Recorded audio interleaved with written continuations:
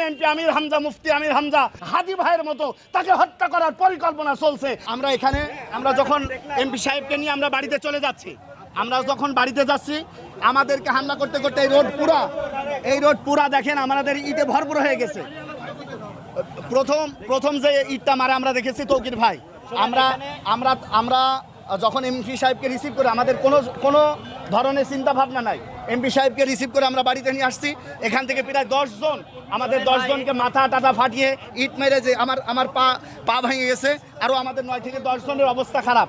আমাদের এমপি সাহেবের গাড়িতে ইট মারছে, এমপি সাহেবের গাড়িটা ভেঙে গেছে, আপনারা দেখতে পারেন। এবং এমপি সাহেবের গায়েও লাগছে একটা ইট। এবং আমরা এখনও জানি না কি অবস্থায় তিনি আছেন। তার একটা ইট লাগছে, তার গাড়ি ভেঙে ফেলছে।